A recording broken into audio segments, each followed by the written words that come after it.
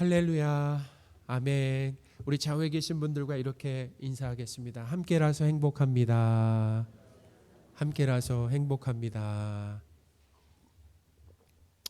오늘 이 설교의 그 내용은 베드로가 유대인들에게 복음, 곧 예수 그리스도를 설교한 그런 내용입니다. 베드로는 누구든지 주의 이름을 부르면 구원을 받는다라고 했잖아요. 21절에 그렇게 했는데요. 베드로는 예수님이 누구시며 그리고 택한 백성의 구원을 위해서 어떤 일을 하셨는가라고 하는 것을 22절부터 이제 설명하기 시작했다라는 거예요. 그러니까 오늘 본문이 참 중요한 거죠. 그러니까 21절에 뭐라고요? 누구든지 주의 이름을 부르면 구원을 받는다라고 했잖아요. 22절부터는 그러면 예수님이 누구신가? 라고 하는 것, 그리고 예수님께서 이 택한 백성의 구원을 위해서 어떤 일을 하셨는가라고 하는 것을 22절부터 이제 설명하기 시작한다라는 거예요. 첫째, 베드로는 하나님께서 예수님이 하나님의 아들이심과 구원자이심을 증명해 주셨다라고 했습니다. 22절입니다. 이스라엘 사람들아, 이 말을 들으라. 너희도 아는 바와 같이 하나님께서 나사렛 예수로 큰 권능과 기사와 표적을 너희 가운데 베푸사 너희 앞에서 그를 증언하셨느니라. 아멘. 하나님께서, 중요합니다. 하나님께서 하셨다라는 거예요. 하나님께서 예수님으로 하여금 큰 권능, 그러니까 큰 권능이라고 하는 거, 권능에 큰이 붙어 있잖아요. 그러니까 하나님만 하실 수 있다라는 거예요. 큰 권능과 기사, 놀라운 일이죠. 큰 권능을 행했더니 사람들이 어때요? 놀라는 거예요. 그리고 표적이라고 얘기합니다. 큰 권능, 기사, 표적. 이 표적이라고 하는 것은 뭐냐면 우리는 기적과 표적이 비슷하면서도 같은 면이 있으면서 다르다라는 것을 알아요. 표적도 기적이죠. 놀라운 일입니다. 그런데 표적이라고 하는 것은 그것을 통해서 그 기적을 일으킨 분이 누구인가라고 하는 것에 메시지가 담겨 있다는 것입니다. 그러니까 기적의 초점이 아니라 그 표적을, 기적을 일으킨 분이 하나님이다라고 하는 것을 가르쳐 준다라는 것입니다. 자, 하나님께서 예수님으로 하여금 큰 권능과 기사와 표적을 행하게 하심으로 예수님을 증언하셨다라고 했는데요. 하나님께서 예수님을 하나님의 아들과 그리스도로 증명해 보이신 거다라는 거예요. 드러내셨다라는 것입니다. 예수님은 하나님만 하실 수 있는 큰 권능과 놀라운 기적과 표적을 많이 보이셨습니다. 예를 든다면 죽은 지 4일 된 이 나사로, 성경에 보니까 냄새가 나는, 이미 부패가 진행되는 그런 나사로를 어떻게 해요? 다시 살리셨다라는 거예요. 죽은 사람을 살리는 것만큼 사실은 놀라운 기적이 없죠. 사람은 할 수 없는 거잖아요. 죽었는데 사흘이나 됐는데 나사로를 살리셨다. 또 떡 5개와 물고기 2마리로 5,000명을 먹이셨다.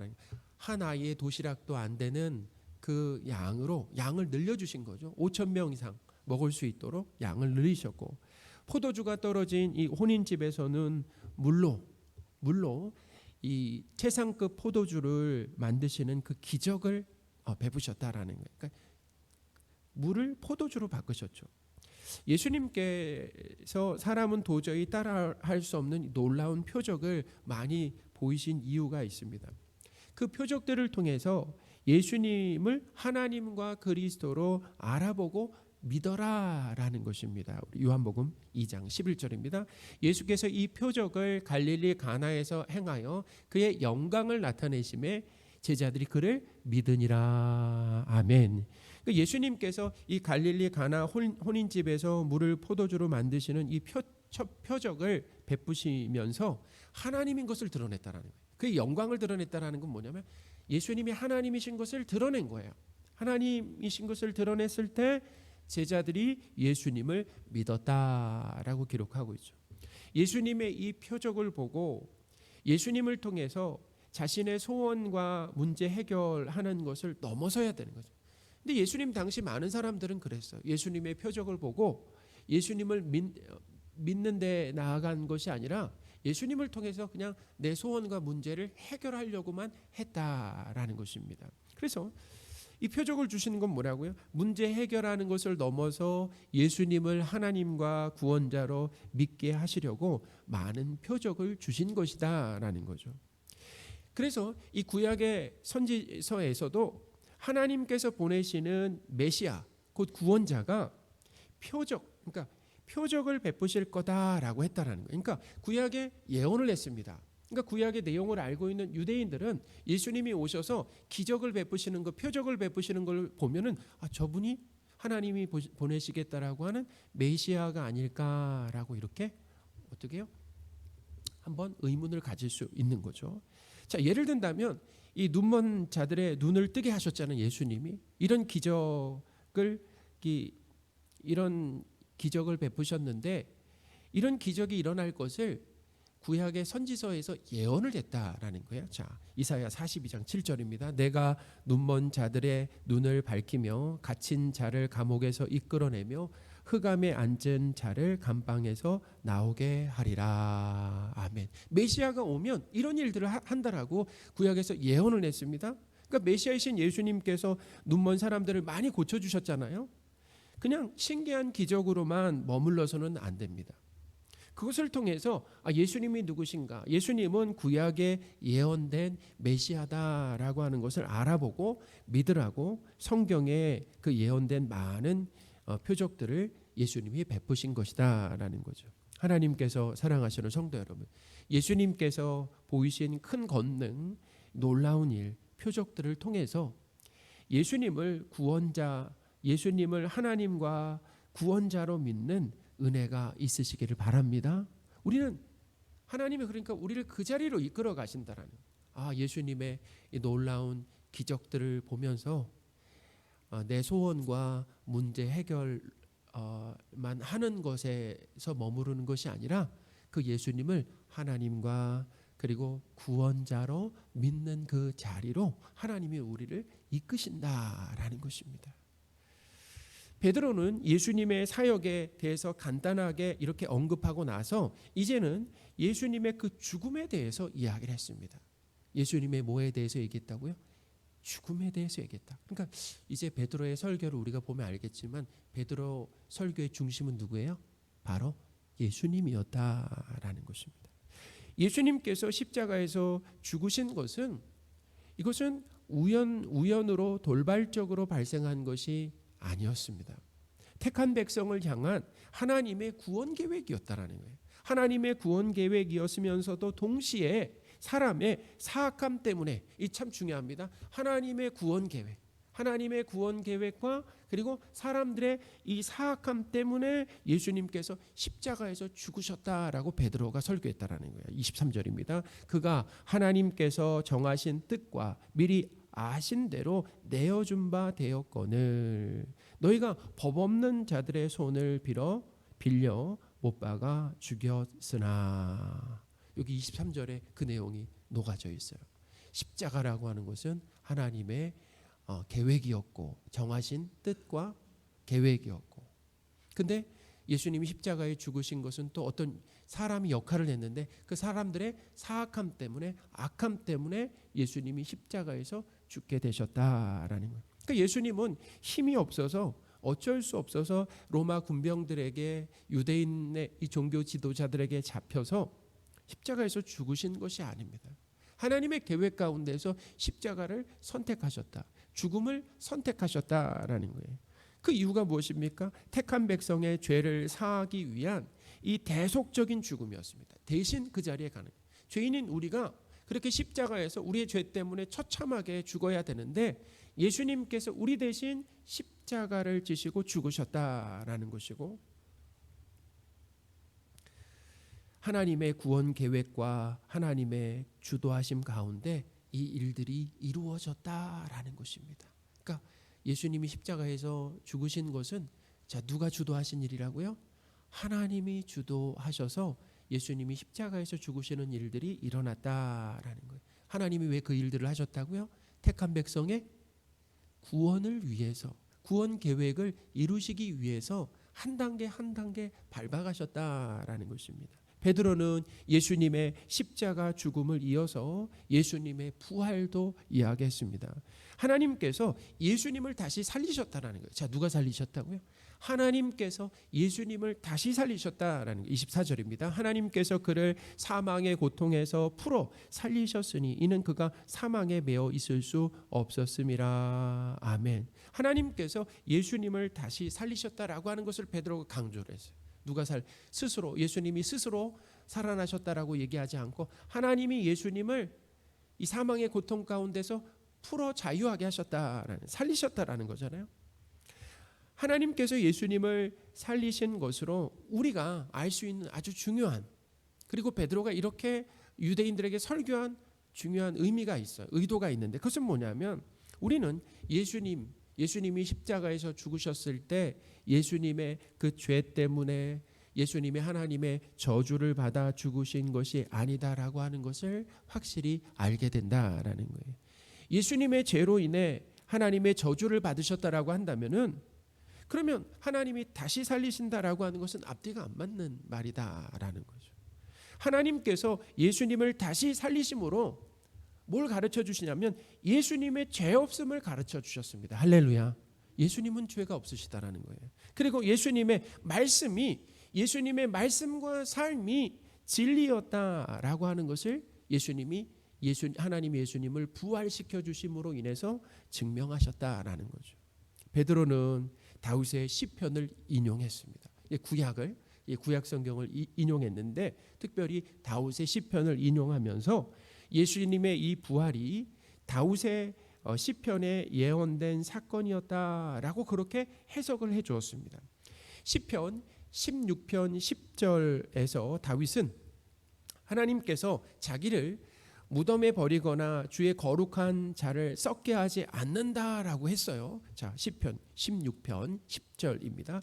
이는 주께서 내 영혼을 수월에 버리지 아니하시며 주의 거룩한 자를 멸망시키지 않으실 것임이니이다. 아멘. 베드로는 이 시편 16편 10절을 오늘 본문에 인용을 했습니다. 어디냐면 27절에 인용을 했어요. 27절도 보겠습니다.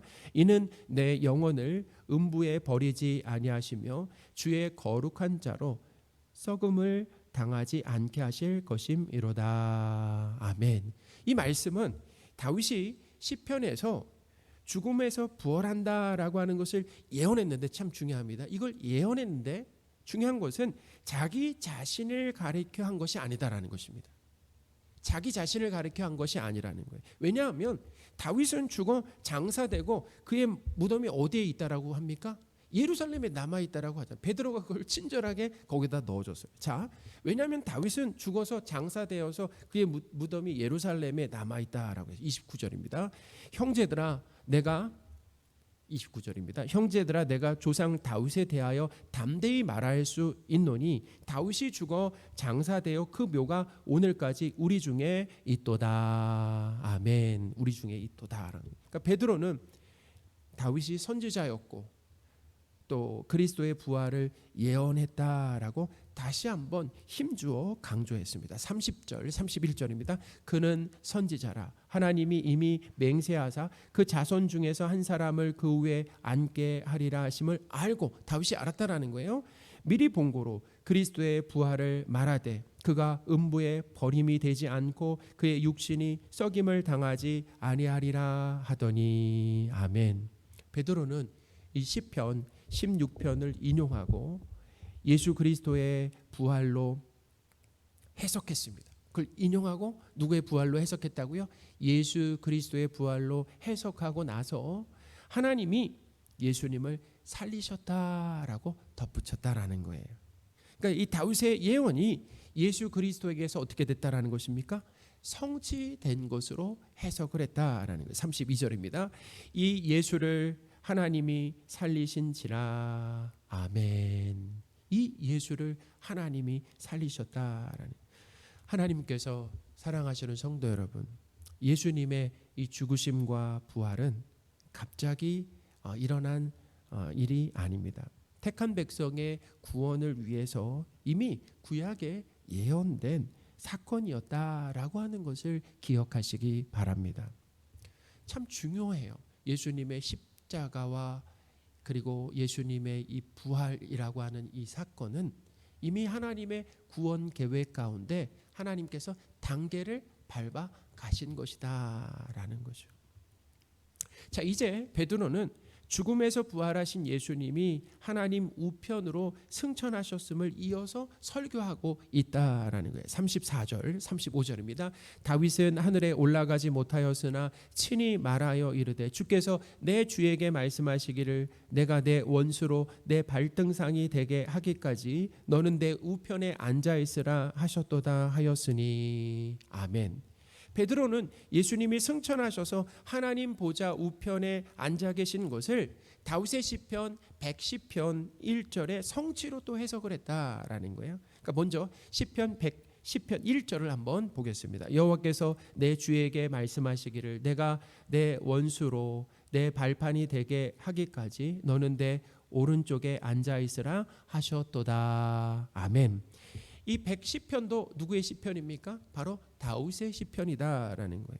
여호와 하나님께서 다윗에게 마치 다윗에게 너는 내 오른편에 앉아 있어라라고 하신 것 같지만 다윗에게 한 것이 아니라는 거예요. 다윗도 뭐라고 그러냐면 여호와 하나님께서 내 주에게 말씀하셨다고 그러잖아요. 하나님이 계시고 또 내 주에게 말씀하셨다. 자, 그렇다면 내 주는 누구입니까? 거기에 여호와 하나님께서 내 주에게 말씀하셨다라고 했을 때 내 주는 누구입니까? 바로 메시아이신 예수 그리스도다라는 거예요. 오늘 본문에 이 34절에 보시면 베드로도 이 다윗이 하늘에 올라가지 못했다라고 또 다시 친절하게 설명을 했다라는 거예요. 다윗도 어디에 올라가지 못했다고요? 하늘에 올라가지 못했다라고 설명했다라는 34절입니다. 다윗은 하늘에 올라가지 못하였으니 친히 말하여 이르되 주께서 내 주에게 말씀하시기를 그러잖아요.